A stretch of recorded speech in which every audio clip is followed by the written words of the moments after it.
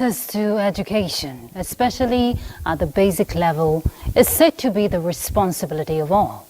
But when that aspect of national growth is being threatened, it leaves dreams thwarted.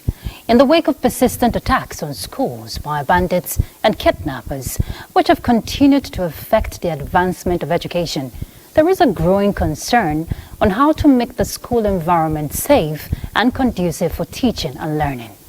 No doubt, the rising insecurity across high-risk schools in the country has opened up schools to attacks, and incidences of kidnapping of students have continued to raise questions on the safety of students and teachers. As part of efforts to ensure safety of schools, the federal government launched a Safe School Initiative, a collaborative effort of Nigeria, the United Nations, and global education advocates, which seeks to create a safe environment where students can learn and grow without fear, with special security provisions for schools in high-risk areas. But since its inception in 2019, what is the level of implementation of the Safe School Initiative? How is insecurity and other forms of crises or disasters escalating and becoming a major setback to educational pursuit? What is the way forward towards implementing a safe school environment? Our focus on Weekend File tonight will be looking at assessing the implementation and impact of Safe School Initiative, and we'll bring you reports by correspondents from across the Federation on measures taken by the government at all levels to save education from attack. Our guest is the Minister of State for Education, Dr. Yusuf Tanko Sununu. Thank you very much for joining us. This is Weekend File. I'm Ruth Aguilera. First, we begin with the news.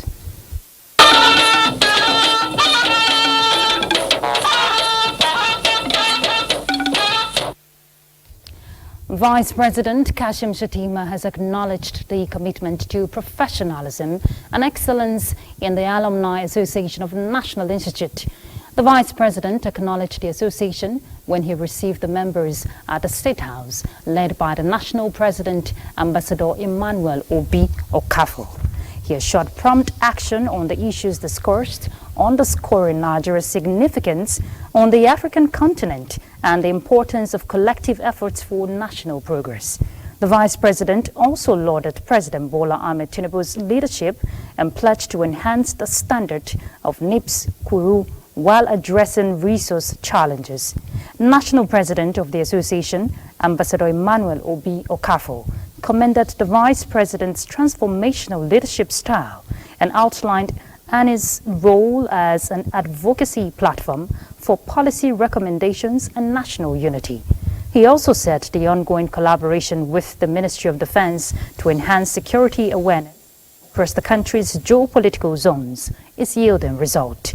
He also appealed for the Vice President's support in maintaining the Institute's excellence through increased resources and proposed the establishment of a liaison desk at the Vice President's office to facilitate communication. Two other issues, Sultan of Sokoto and President General, Supreme Council for Islamic Affairs, Muhammad Sa'ad Abubakar, has commended President Bola Ahmed Tinubu for ordering the reopening of the Nigerian-Niger Republic borders that were closed down as part of economic sanctions imposed on the country by the regional bloc, that is ECOWAS. He said this when he received the Area Comptroller Nigeria Customs Service, Sokoto Zamfara Area Command, Kamal Mohammed. Well, let's hear from Bashir Ibrahim Nababa. The opening of Nigeria's land and air borders with Niger Republic and the lifting of other sanctions against the country by President Bola Ahmed Tinubu is seen by many well-meaning Nigerians as a welcome development. Sultan of Sokoto Muhammad Sa'ad Abubakar is among notable Nigerians that threw weight behind the decision. The Sultan called on Nigeria Customs Service to ensure a return of normalcy at the nation's borders for commercial activities to thrive. The newly deployed Area Comptroller Nigeria Customs Service Sokoto Zamfara Area Command, Kamal Mohammed, stated that he was at the palace to pay homage and solicit advice of the royal father. Also at the Sultan's palace was newly deployed Controller Correctional Services Sokoto State Command Salihu Abdullahi, who seeks for the Sultan's usual support to enable the service discharge its mandate. We've been here and For the past, he said he has been on seat for over 80 years, and he has not had anything negative from the correctional service. And I pray I will build on it. Sultan urged him to do more towards the congestion of the correctional facility, reviewing the records to know those who could be freed in accordance with provisions of the law. In Sokoto, Bashir Ibrahim Nawaba, NTA News. Following the recent fire incident at the Dangagundi transmission substation Kano, the transmission company of Nigeria, TCN, has inaugurated additional 100 MVA power transformer to boost capacity of the substation by 80 megawatts. A statement by TCN says the new transformer will provide a vital increase in power supply capability. Previously, the substation operated 3 units of 60 MVA capacity transformers, but the recent fire incident damaged one of the transformers with partial effects on another, thereby reducing the capacity of the substation. TCN notes that amidst challenges in gas supply for power generation, leading to low generation output, load allocation to the Dangagundi transmission substation stands at 30 megawatts. TCN extends its gratitude to all electricity consumers affected by the incident for their patience and support, confirming that full supply has been restored. The Defense Headquarters, we hear, is investigating the killing of soldiers and officers on peace mission at Okuoma in Delta State. In a statement, the Acting Director, Defense Information, Brigadier General Tukur Gusau, says the incident took place on 14th of March 2024, when the troops of 181 Amphibious Battalion, Bumadi local government area of Delta State, while on peace mission to Okuoma community, were ambushed by some community youths and killed. The incident occurred when the troops responded to a distress call after the communal crisis between the Okuama and Okoloba communities in the state. The reinforcement team, led by the commanding officer of the battalion, was also attacked, leading to the death of the commanding officer, 2 majors, 1 captain, and 12 soldiers. The Chief of Defense Staff, General Christopher Musa, has directed immediate investigation and arrest of those involved in the crime. A look at other issues. Rotary International is carrying out a community outreach program targeted at reducing maternal and neonatal mortality in Nigeria. Well, it seeks to specifically enlighten families in 6 states of the Federation. President, Rotary International, Gordon McNally, who was in Kochongoro here in Abuja for the program tagged Together for Healthy Families, says the organization has committed $2 million to execute the project. Ekene Ndulwe will tell us about that.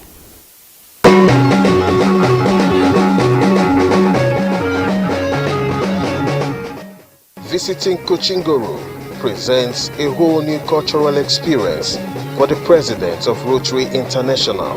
But the visit is more than a cultural exchange.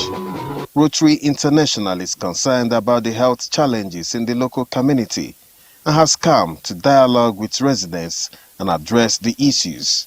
Their target is to reduce maternal and neonatal mortality by 25%. And it's a 3-year project at present, a pilot project that is bearing good results already and will prove itself, and then hopefully will qualify for further funding from many different sources. We are encouraging partners to recognise the success of this project and come on board with us, because we can't do this alone. We have eclampsia, which is like high blood pressure for women. We have sepsis, which is infection, and all these are preventable. The community dialogue program is going on in 500 primary health centers with outreach visits to many homes. What we have learned today, we are going to add more our strength and power to see that we eliminate the death during maternity. Rotary International maintains it is still working hard with partners towards eradicating polio all over the world. In Abuja, Ekene Ndulwe, NTA News. The current phase of socio-economic and security challenges faced by Nigerians may seem tough, but are surmountable with prayers and devotion to the will of Allah. These were the position of Islamic scholars at the annual Ramadan lecture organized by the Ansaruddin Abuja chapter. Abubakar Akwanga reports.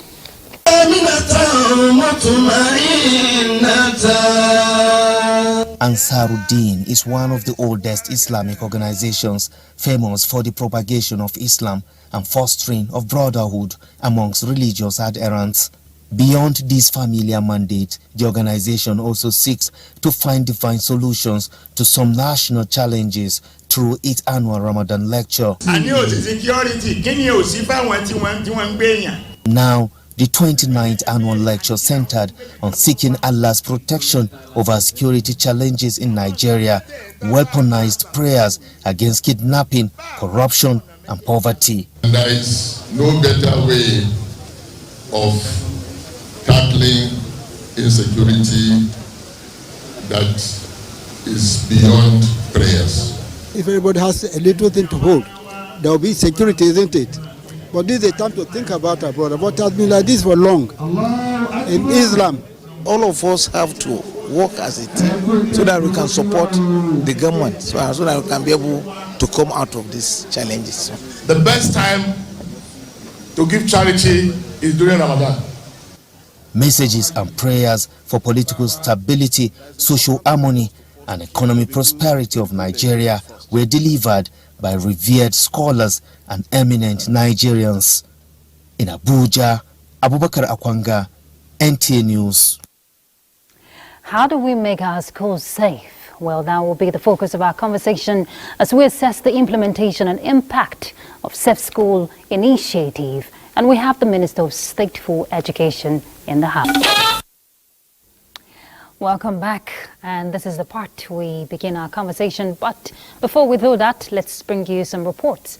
Since the incident and abduction of school children 10 years ago, Nigeria has witnessed the abduction of more than 1,000 school children, and government at all levels are mapping out strategies to put an end to the ugly trend.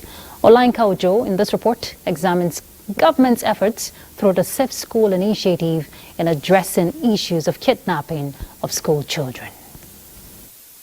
Faced with the threat of kidnapping of pupils and students, leading to low enrollment in schools, Nigeria became a signatory to the International Safe School Declaration. The Safe School initiative is designed to promote effective programs and policies that will protect schools from attack, as well as prevent corruption and promote accountability. The implementation of the Safe School program started in 2014 after the adoption of more than 200 girls at Government Secondary School Chibok in Borno State. Right now, the over 20 million out of school children, which Mr. President prioritized in the 8-point agenda to get them back to school, the attack on school is a major setback. In 2022, a national plan for school financing was formally launched with an action plan to spend 144.8 billion naira in 4 years.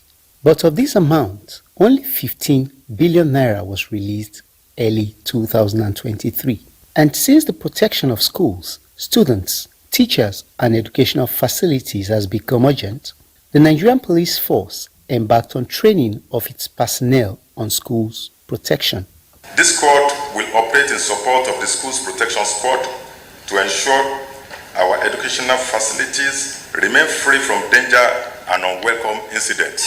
Another interesting aspect is the establishment of the National Safe School Center to help improve intelligence gathering and response. We have been able to set up the center, command and control center. We have been able to also bring agencies together so that they can be responding when things happen. We have been able to develop an SOP that will guide our operations. Then we have been able to train so many people, particularly through the Nigeria Security and Civil Defense Corps, state desk officers for response coordination. For other key players, public awareness is pivotal to the initiative.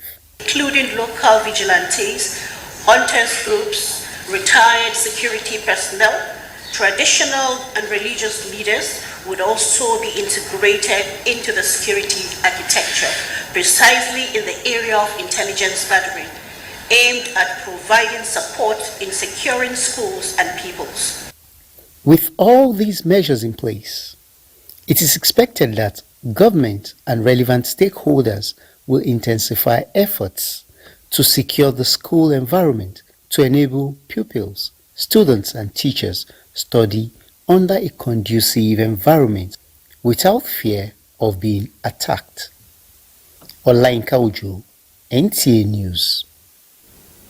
I'm sure you recall the Kaduna State incident. Well, days after the abduction of school students at Kuriga village, security agencies are intensifying efforts to rescue the victims unharmed, as the state government and relevant stakeholders keep putting heads together to ensure schools are adequately protected. Let's hear from Mohammed Umar Ajingi. Kaduna State had experienced series of incidences of school kidnappings. The students of Kuriga village are the latest victims, who the security agencies are still searching for their whereabouts. Few days ago, in these schools, scores of students were taken away by the bandits during their morning assembly.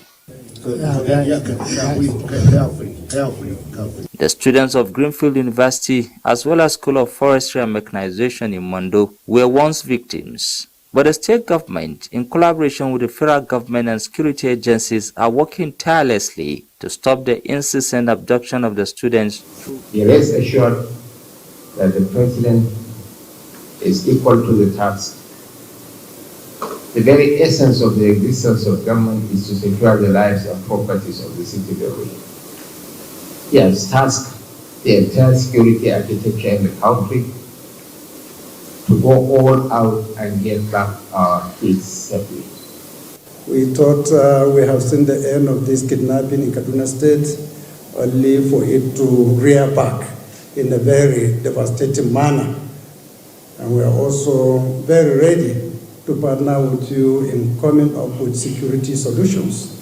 The most important responsibility of any government is the protection of the lives and properties of the citizens of our own country. And I believe National Assembly should lead. I want to urge the House of Reps to revisit the issue of state police. We will adopt all strategies, including non-kinetic approaches, to ensure that these children are rescued. As the security agencies intensify surveillance to rescue the missing children, the hope and prayers of the parents is for the government to put in place all the necessary measures to ensure their children continue pursuing their education without any fear for them to fulfill their dreams. In Kaduna, I'm Muhammad Marajigi, NTA News. All right, quite an unfortunate incident. You can only imagine the trauma parents and those abducted are going through. But we'll begin the conversation on assessing the implementation and impact of Safe School Initiative. And the Minister of State for Education, Dr. Yusuf Tanko Sununo, is already seated. Thank you so much for joining us, Honorable Minister. Thank you for having me. You're welcome. Now, let's talk about the Safe School Initiative. Before that happened, talking about the implementation, it went through, rigorous engagement with the, relevant stakeholders. And the ministry is part of the committee, set up to implement this. How overwhelming would you say this whole scenario of kidnapping, abduction has been for the ministry, especially as this is a drawback to educational advancement? Well, thank you very much. How overwhelming the kidnapper is. First of all, you must know that, as stated earlier by the Vice President of the Federal Republic of Nigeria, one of the purpose of existence of government is to ensure safety of life and properties. And you must know that the President is a father. He is also the leader of the country. And once such thing happens, really, nobody will want, as a father, to have children in a kidnapped den, and definitely it's really overwhelming, and it calls for an urgent attention. And that desired attention was also given. It follows, you can see, the first was directed by Mr. President to the security agencies to ensure that those children are return back to their family and united to the family in the shortest possible time. And I believe that the security agencies, we had several discussions with them, and they are working in earnest to ensure that the students are released back to their children. And you can also hear the commitment from the Inspector General of Police that both kinetic and non-kinetic approaches will be done to ensure that the children are released.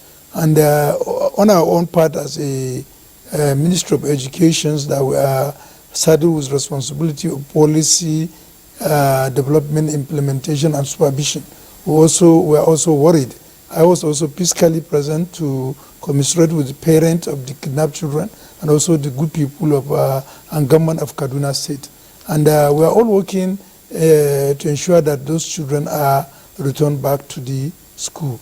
And the major issue is following our also coming, we had a meeting with the security agencies that are responsible for the National Safe School Response Coordination Center to find out what are really the current situation. Are we really getting information? And then are we synthesizing and utilizing the information for a rapid response in order to protect attack or about the attack, or even response in earnest to ensure that we get those kidnapped children out of this kidnappers' den? And also, how do we ensure those who are displaced continue to pursue their educational career without much threat? And my business has really shown that there are a lot to be done. In terms of the center, the National Safe School Response Coordinating Center is supposed to be a national coordinating center that will gather information from the periphery. But during my visit, what I really came to understand is that the input coming to center is not that good enough to ensure that we have such information. Because as of today, only 4 states in the country have their own centers developed, which is connected to the National Coordinating Center. Okay. And then the other issue, source of information, not only from the state centers, we should also have schools that can relate directly to the center. But unfortunately, very few states, schools, both public, private, and even that are connected to the center. It's on this regard that we have to also come with a statement. Not only a statement, we circularize it, that all states, whether schools, whether public or private, okay, should get coordinated, connected as soon as possible to the center. This we have circularized it for the private school. Very soon they will get all the necessary information to get them logged to the center, and also we have circularized it to all the state government so that we can. We also pleaded with state government, and I'm repeating that plea to please as much as possible fast track the formation of their own safe school response center so that they can be connected to national. Doing that will give us a triple advantage. First of all, we can have a primary source from the school. We get information directly. We can also get secondary information from the state center if organized. Okay. This will assist us in having a coordinated approach.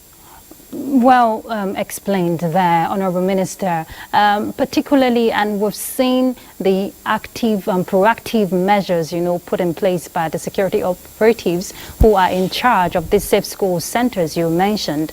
But let's look at the committee and the implementation.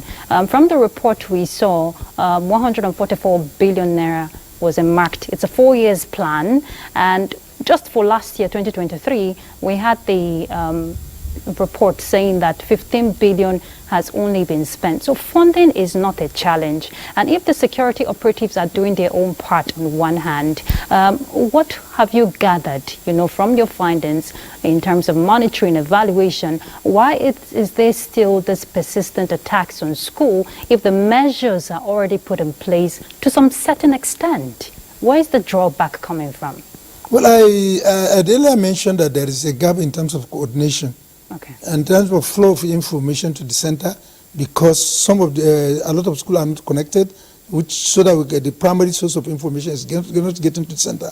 So also the secondary that we expect from state centers are also very few that are connected to the center. That's one of the major issues. One of the issues. Then the second issues is about what we're also addressing now, deployment of technology. While we agree that the center is also technology compliant, but there are also information that should be getting in terms of surveillance that can come to the center because they have already mapped the country. They also have the vulnerable and security-prone areas that can be given special attention. It's the issue here is we have to see how we can fast-track deployment of technology in terms of using drone and many other activities that could give us sharper monitoring and this. We also have to know that the other major issue is that what we are dealing with, though I'm not a security personnel, but it is certain that all of us, that it's not a conventional war, that we are using something new. It's some of the new challenges in terms of security challenges we have in the country. And then it also becomes very difficult in terms of the operational plan. Okay. These are people that they hardly use the conventional transportation medium that we have. They are also more informed about the terrain they are operating than even our security agencies. So these are the issues. So for us to beat them, we have to deploy technology that will give us a very good surveillance and can be used in tracking and even in terms of attacking. And okay. I believe that the security agency are doing their own best in that regard. Okay, and it's not something that we have to come out in public to say, this is what the security agents are doing. Because as I mentioned earlier, once that info in one of the fora, once the information becomes public property, it means that those miscreants can also develop an antidote to circumvent the information that securities are getting. We also have another major issue, the community participation and contribution in terms of giving credible information. Okay. A lot are serving as informant to those miscreants and preempting the security movement to the miscreant group. And this is also another major challenge. I know there are a lot of challenges, Honourable Minister, and we'll pick up with this conversation just after this break. Please stay tuned. Welcome back. The conversation is still on assessing the implementation and impact of Safe School Initiative. We'll pick a report now. The spate of attacks and kidnapping of students across the country has prompted the governments of Edo, Delta, Ekiti and Ondo states to take more proactive and collaborative steps to safeguard the lives of students and teachers in the states. Jude Abugu brings us a report on the impact of the various security measures put in place by these states to ensure that children and teachers are safe in schools. The recurring abduction of students and insensate attacks on schools across the country has made it imperative for all tiers of government, security agencies, and citizens to work together to ensure that schools in the country are safe and conducive for learning. In line with this, Ekiti State, which recorded the kidnapping of 6 pupils, 3 teachers, and a driver in January this year, has stepped up its complementary role in keeping schools safe. The coordinator of safe schools in the state, Razak Malomo, explained that security agencies are working with school administrators and community leaders to secure schools in the state. We have a program already that we are running. We are going to all the schools in the state to sensitize them on the security protocols for schools that will make them safe. Although Edo State has not recorded any attack or abduction in schools, the state has enacted policies to safeguard schools. This, the State Commissioner for Education, Juan Oviawe, said include social safeguarding, fencing of school premises, and engagement of local vigilantes to guard schools. We are working with the Ministry of Public Safety and Security. They are in charge of the Edo State Command and Control Center, where there is an emergency number. There's a whole big hall filled with people and computers and cameras. They are saying all that is going on across the state. We are also sensitizing our teachers and school heads to make sure that when there is an emergency, any emergency in school, there is an evacuation plan so that no child is lost in the confusion. Education stakeholders in Delta and Ondo states are concerned about the impact the situation will have on learning and school enrollment. If you look at such scenarios, it makes it difficult for parents to really want to decide to send their kids to the school, to school to study, and as such it will affect society in a negative light. They should try as much as they can, first of all, to make sure that the school is secured, maybe by erecting fence around the school, get security agents that will guide the children, just like teachers go to school. They should be there from 8 o'clock in the morning till 2 o'clock when they close, so that these children will have the confidence that at least they have people guiding them in school. Stakeholders also advise that schools in rural areas be given more attention in the Safe Schools initiative, since they are more porous and prone to attacks. In Benin, Jude Abugu, NTA News. All right, let's pick up with our conversation. Honorable Minister, you've just seen the report, and some of the respondents talked about, fear from the students or pupils who are in school. But I understand that the Safe School Initiative is a collaborative effort between Nigeria, the United Nations, and global education advocates. So what is the synergy like, and what kind of support are you getting from the international community? Because earlier you were talking about some of the challenges, and part of it was the deployment of technology to enhance security architecture. Well, I think you should know that the Safe School Initiative started following the Safe School Declaration, which tried to make environment for study safe for all children. It has a few components. One of the major ones is to ensure that schools are safe, teachers and students are also safe, and when there is threat to any school, there could be a rapid evacuation plan, and when they are planned wherever they are, education should continue, and no school should be used for military activities, because if you use it, it may further prone that school to more attacks. So these are the declaration. And following that declaration, there is also global effort when Nigeria becomes signatory. And most especially because of the Chibok kidnappers at then has also made their decision. And there are a lot of international commitments towards raising money. And in Nigeria, that's why we have even the safe school. We have a national coordinator for safe school financing. And that financing is both the appropriated financing and then that's the commitment given by Nigeria, and then the one that also given by the international community following the full participation of Nigeria in Safe School Declaration. You see, the issue that, yes, you mentioned there are funds. The funds are so many, and it has many components in terms of utilization. It's not only that to provide security architecture, it's also used in training both security personnel in modalities that will be employed to ensure that our schools are safe. It also goes again to also provide their training to key stakeholders in terms of the teachers within the school, and also to educate and also train the people within the community. Because if the community itself is secured, it means the school will also be secured. And part of the challenges that you have mentioned is also seen here. I must commend the issues, the effort of Edo State government in fencing those schools. Because what we have, and what I also came to understand after my visit yesterday to the National Safe Schools Response Center, is that we have so much, instead of taking security as everybody's business. This is the one of the important area, but we also one of the poor, most neglected area. For example, you see a lot of schools, not fenced, even those that are fenced. The people there that are serving as a watchman in those schools, you see a school with over 300 or 400 children being manned by an elderly person over 70 years who can hardly even move.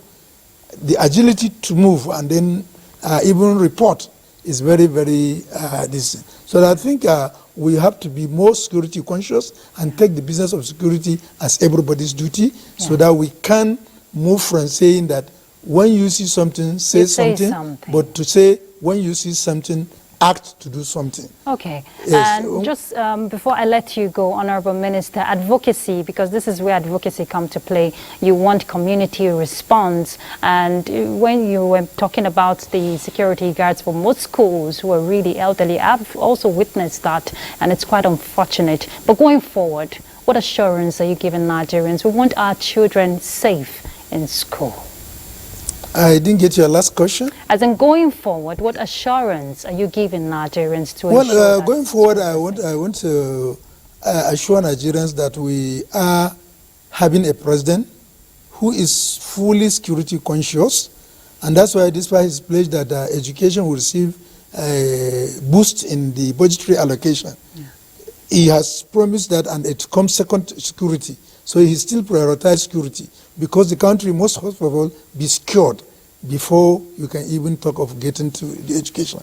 Well, we'll agree that getting educated will also have a positive impact in terms of bringing less security challenges. But for now that we have the challenge, we must be able to address the challenge so that we can pay more priority to the education thereafter. And we have a political will of Mr. President, and Mr. President is ever ready to ensure that things are done right and wrong. That's why even the mantra is the renewed hope agenda. So we should have that hope that very soon, with all the security directives, meetings that is going day and night, we will address those issues. And as soon as that is done, I assure you, what we have now, the infrastructural deficit, Mr. President's commitment to put more fund into education will see the light of the day, and there will be hopeful that all our schools will be safe and our children will be assured to have a qualitative education that has 3 or 4 major components. A qualitative certification that is backed by knowledge, character, and skill. Because initially we are doing less about skill acquisition, but now, even in the 8-point agenda of Mr. President, tapping for honorable skill is a major thematic area, and we are working to see how we can introduce technical vocational education and training so that we can safeguard the country by producing the quality graduate that we need, that will fit of our time, and those who are technologically conscious and can also apply technology in doing things. And I mentioned the issue of technology is very important. Even in the issue of security now, for us to win the war, we must deploy technology, because the number of people we have, security agencies we have, may not be adequate enough to cover all the areas. But we must have a backup rapid response squad that once the technology detects a threat, we can now move quickly and ensure that rapid response become positive in terms of its outcome by protecting the school, evacuating, and also ensuring that education must continue at wherever we find our children. Indeed, Honorable Minister, we'll leave the conversation there. It's a collective effort to continue to ensure that our security agencies get the desired support.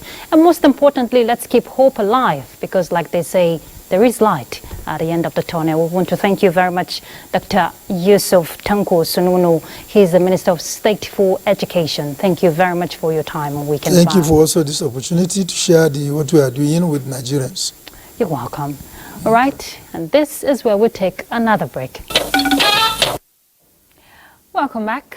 Let's bring you sports update. That's next.